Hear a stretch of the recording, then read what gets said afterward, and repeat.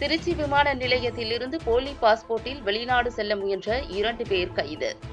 சிவகங்கை இளையான்குடி சாலை கிராமம் மேல தெருவைச் சேர்ந்தவர் அப்துல் ஜாஃபர்.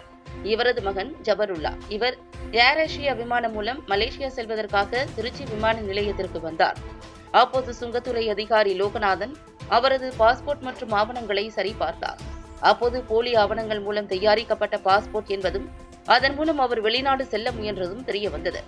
உடனே அவரை சுங்கத்துறை அதிகாரிகள் விமான நிலைய காவல் நிலையத்திலும் ஒப்படைத்தனர். போலி பாஸ்போர்ட் குறித்து காவல்துறையினர் வழக்கு பதிவு செய்து போலி பாஸ்போர்ட் தயாரித்து கொடுத்தவர் யார், இதன் பின்னணியில் யார் யார் செயல்படுகிறார்கள் என்று காவல்துறையினர் தீவிர விசாரணை மேற்கொண்டு வருகின்றனர். கடந்த சில நாட்களுக்கு முன்பு திருச்சி விமான நிலையத்திலிருந்து 8 பேர் போலி பாஸ்போர்ட் மற்றும் ஆவணங்கள் மூலம் வெளிநாடு செல்ல முயன்ற போது கைது செய்யப்பட்டார்கள். இந்நிலையில் இன்றும் போலி பாஸ்போர்ட்டில் ஒருவர் சிக்கியிருப்பது பரபரப்பை ஏற்படுத்தியுள்ளது.